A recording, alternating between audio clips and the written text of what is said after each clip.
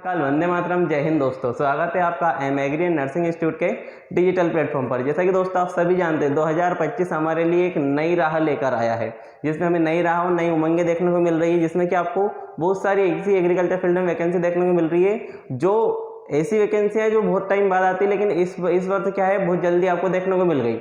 जैसे ग्राम सेवक 2-3 4 वर्ष में आने वाली वैकेंसी, जो कि आपकी 1-2 साल के अंदर ही आपको वापस देखने को मिल गई है ना।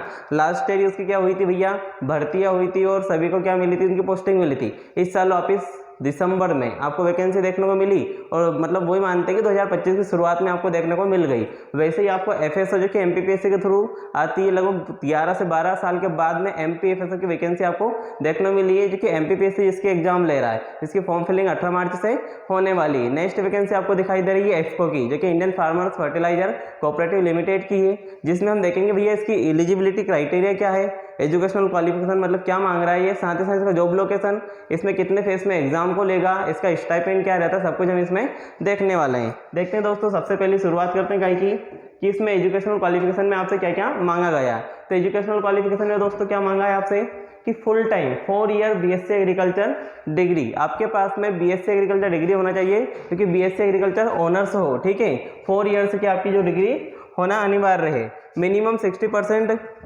जो डिग्री आपके पास में है उसमें लगभग आपको जो परसेंटेज है, अच्छा सीजीपीए में है तो आपको किसी के में लिखा होगा 6 सीजीपीए, 6.5 सीजीपीए, तो उसको आप परसेंटेज में कन्वर्ट कर लीजिएगा वैसे। लेकिन क्योंकि आप जो फॉर्म फिलिंग करोगे उस टाइम पे भी क्या मांगा इसने कि आपको परसेंटेज वहाँ पर फिल करना है, ना कि सीजीपीए। मान लो आपका 6.5 सीजीपीए है तो वो आपने फिल कर दिया, वो फिल ना करने के बजाय आपको क्या लिखना है भैया, इसको आपको किस में कन्वर्ट कर लेना है, परसेंटेज में। जो भी परसेंटेज आपका बनता है, लगभग आपका 65 के अराउंड आपका परसेंटेज निकलता है, तो वो आपको वहाँ पर पे फिल करना है। तो minimum 60% for general OBC and 55% for ST SC candidate. वही जो नाबार्ड का क्राइटेरिया रहता है कि भैया यदि जनरल और ओबीसी के कैंडिडेट यदि फॉर्म फिलिंग कर रहे हैं तो उनके फाइनल में 60% होने चाहिए, जबकि एससी और एसटी वालों के 55% है तो भी फॉर्म फिलिंग हो जाएगी। Only 2022 and later pass out candidate can apply.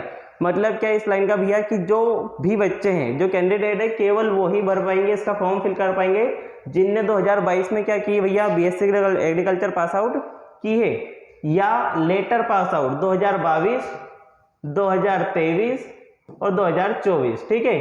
और 2025 भी आपका चल रहा है। मतलब इससे देखने को मिल रहा है कि अब जब वैकेंसी अगले साल आएगी तो यहाँ पर 22 वालों को एलिजिबल नहीं रखा जाएगा, फिर क्या हो जाएगा 2025 वाले एलिजिबल रहेंगे 2024 के साथ में, ठीक है।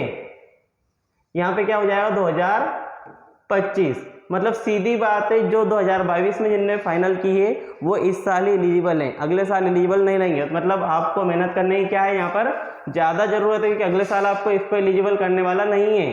फिर 2023 वालों के पास में भी ज़्यादा समय है नहीं, कितना सा केवल 1 साल दिया है, इस साल कर लो, अगले साल इनका लास्ट ईयर रहेगा। इसको केवल 3 साल तक वाले बच्चों को क्या करता है, एलिजिबल करता है। Degree must be from a UGC recognised university, जो स्टेट गवर्नमेंट है उससे रिकॉग्नाइज्ड यदि यूनिवर्सिटी है, उससे आपने डिग्री की हुई है तो ही आपको क्या मिलेगी भैया, इसे मान्यता मिलेगी। इसमें कहीं भी स्पेशलिस्ट ने इसके नोटिफिकेशन में नहीं बोला है कि आपने ICAR रिकॉग्नाइज्ड यूनिवर्सिटी से ही यदि BSc किया है तो आपका फॉर्म फिल होगा।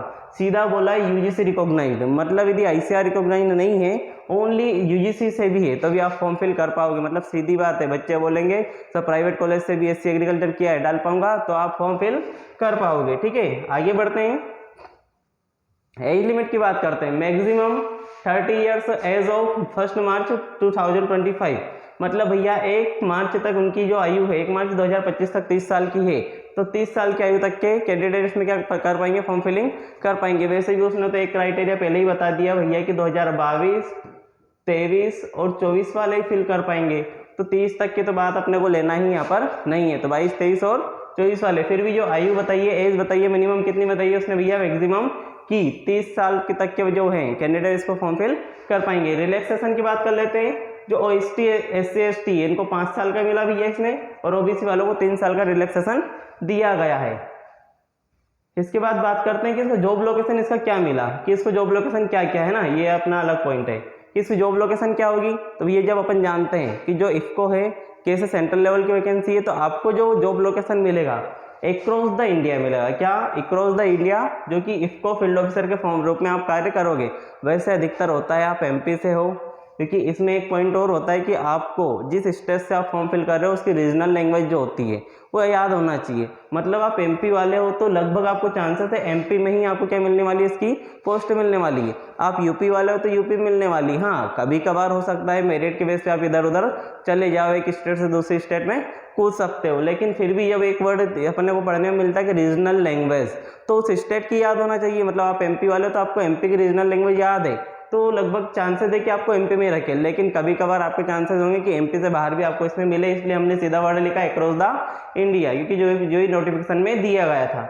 Knowledge of the regional language, देखो नीचे लिखा हुआ है पॉइंट की नॉलेज होना चाहिए किसका, रीजनल, मतलब कि उसकी जो सामान्य भाषा होती है उस एरिया की, है ना, of the state for which application is made required, जिस राज्य से फॉर्म फिल किया जा रहा है उसकी रीजनल लैंग्वेज जो होती है वो आपको याद होना चाहिए। आगे बात करेंगे इसमें ट्रेनिंग एंड कंपेंसेशन की, कि आपको ट्रेनिंग कितने टाइम की मिलने वाली है। तो भैया ट्रेनिंग आपको कितनी होगी, 1 ईयर की। इस ट्रेनिंग पीरियड में आपको जो पेमेंट मिलेगा वो कितना रहेगा, 33,300 पर मंथ, है ना, 33,300 रुपये पर मंथ आपको क्या मिलेगा, इसमें स्टाइपेंड मिलेगा। इसको सैलरी बोल लो, स्टाइपेंड बोल लो, कुछ भी बोल सकते हो, है ना, कंपनसेशन बोल लो, दोनों चीज़ आप इसको बोल सकते हो। लेकिन कितना मिलेगा, 33,300 पर मंथ आपको इसमें सैलरी मिलने वाली है। आफ्टर ट्रेनिंग 1 ईयर की ट्रेनिंग रहेगी। आफ्टर ट्रेनिंग पॉसिबल एबॉर्शन, है ना, एब्जॉर्प्शन क्या रहेगा आपका 37,000 टू 70,000, मतलब 37,000 से 70,000 के बीच में आपको क्या मिलने वाली है, आपको इसमें सैलरी मिलने वाली है। ठीक है, तो ये हो गई आपकी क्या ट्रेनिंग संबंधित बातें।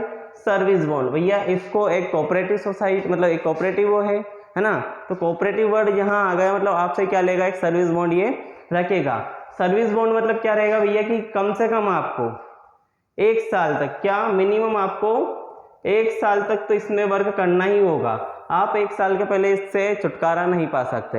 वैसे वैकेंसी बहुत अच्छी होती है, जॉब रोल भी बहुत अच्छा होता है, तो छोड़ते नहीं है कोई भी कैंडिडेट। लेकिन यदि छोड़ रहे हो आप किसी कारणवश से, आपकी किसी और उसमें वैकेंसी में आपकी जो निकल गई है, कोई सी और जॉब आपकी लगने वाली है, तो आप छोड़ रहे हो, तो उसके लिए आपको एक सर्विस बॉन्ड होता है जो रहेगा भैया जनरल ओबीसी का 80,000 का। आप छोड़ रहे हो 80,000 रुपये इफको को दो, आप उसकी जॉब छोड़ सकते हो। ठीक है, एससी और एसटी की बात है, इसको ये जो यदि छोड़ना चाहते हैं तो इनको 20,000 रुपये इफको को देने होंगे, उसके बाद में ही ये क्या कर सकते हैं, ये इस जॉब को छोड़ सकते हैं। Minimum year service post training, ठीक है, लगभग इनको 1 साल तक तो करना ही है ना, कम से कम 1 साल तक तो करना ही है, उसके बाद में आप छोड़ सकते हो। लेकिन इसके अंदर आप यदि छोड़ रहे हो तो आपको बॉन्ड ये जो है 80,000 का, ये पेमेंट आपको करना पड़ेगा, ये 1 साल के अंदर अंदर का आपका होता है। ठीक है, आगे बढ़ते हैं।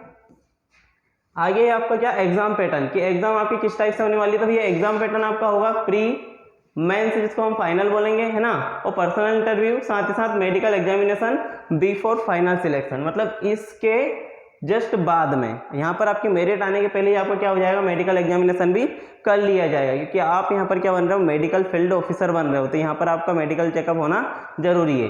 प्री टेस्ट की बात कर लेते हैं, प्रिलिमिनरी एग्जाम से जो होंगे आपके कितने होंगे, 150 नंबर के, कितने 150 नंबर के होंगे, ओपन इन्वायरमेंट में होने वाले हैं। ओपन इन्वायरमेंट क्या होता है सर, एट होम, कहाँ पर, आपके ही घर पे बैठ के आपको प्री एग्जाम इसका देना है। अब प्री एग्जाम सर आपने बता दिया 150 नंबर का, लेकिन क्या क्या इसमें पढ़ना है, तो 150 नंबर में भैया आपको 100 नंबर का तो अपना एग्रीकल्चर ही पढ़ना है। ठीक है, 100 नंबर का आपका एग्रीकल्चर पढ़ना है। इसके अलावा आपको 10 नंबर का न्यूमेरिकल एबिलिटी देखना है।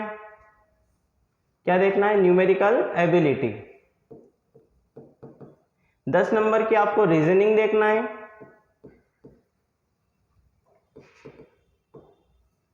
10 नंबर का ही आपको इसमें क्या देखना है भैया, 1 मिनट, एनालिटिकल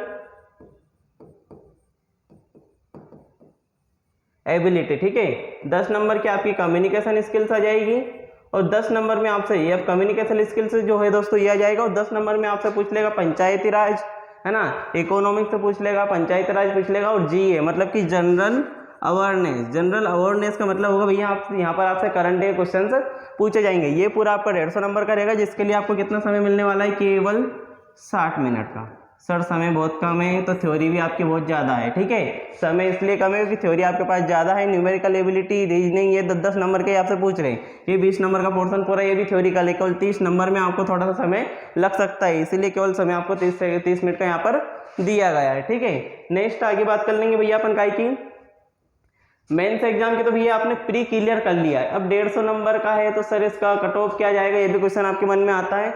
लगभग 70 to 80 नंबर इसका कट ऑफ मान के चलो, इसके आसपास ही जाना है।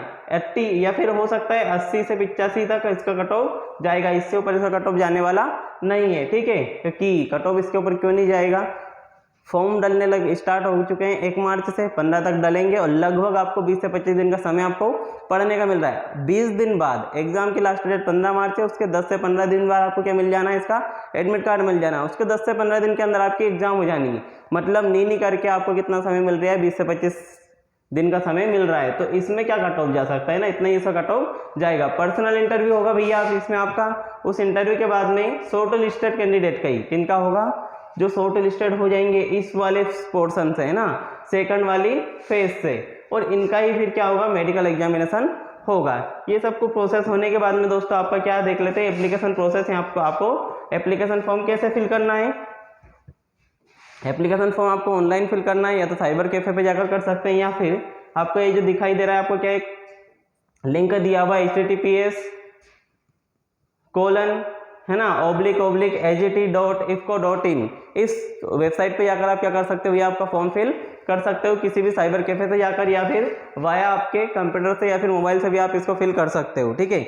आपको यदि हमारा वीडियो पसंद आया है तो चैनल को सब्सक्राइब करिएगा, साथ ही साथ वीडियो को लाइक कर दीजिएगा, और कमेंट बॉक्स में बताइएगा कि आपको कौन सी चीज़ और जानना है, या फिर इफको से रिलेटेड आपको यदि क्वेश्चन बेस्ड सीरीज चाहिए तो उसके लिए, या फिर इफको से रिलेटेड और कोई जानकारी चाहिए तो आप क्या कर सकते हैं भैया, हम पे कमेंट करके हमसे पूछ सकते हैं, या फिर हमारे नंबर आपको दिखाई दे रहे हैं, 2 नंबर आपको हमारे इसमें दिखाई दे रहे हैं स्लाइड में, इन दोनों में से किसी भी नंबर पे आप क्या कर सकते हो भैया, कॉल कर सकते हो। शायद इसमें सही से शो नहीं हो रहे नंबर हमारे, तो नंबर देख लीजिए 8349924680 इस नंबर पर, या फिर 8818888646 इन दोनों में से किसी नंबर पे आप कॉल करके आप इसकी जानकारी ले सकते हैं, या फिर हमारे व्हाट्सअप नंबर पर मैसेज कर सकते हैं, जो कि हमारा व्हाट्सअप नंबर ये दिया हुआ है, इस नंबर पर मैसेज करके आप जानकारी ले सकते हैं। मिलते हैं नेक्स्ट वीडियो में, तैयारी में लग जाइए कि अब जो नेक्स्ट वैकेंसी आने वाली है, फुल चांसेस है कि आपकी नेक्स्ट वैकेंसी भी किसकी आएगी, FCI की आएगी, फूड कॉर्पोरेशन ऑफ इंडिया की आने वाली है। आप सोच रहे हो सर समय कम मिल रहा है, सिलेक्शन नहीं होगा, मत होने दो। अपने पास में यदि इसको आपने इसका सिलेबस एक बार पढ़ लिया तो इसके लिए फुल टाइम मिल रहा है आपको, तो ये मत सोचो कि हमें समय कम मिल रहा है, फॉर्म नहीं डाल रहे हैं, नहीं पढ़ें, फॉर्म भी डालो, पढ़ाई भी करो, ताकि इसकी तैयारी आपकी आसानी से और जल्दी से जल्दी हो जाए। इसका सिलेबस एक बार कवर किया तो समझो आपकी इसकी तैयारी आधे से ज़्यादा हो गई, 70% हो गई, 30% आएगी जब पढ़ लेंगे, है ना। तो ये कर लेना। मिलते हैं नेक्स्ट वीडियो में। जय हिंद, वंदे मातरम, जय श्री महाकाल।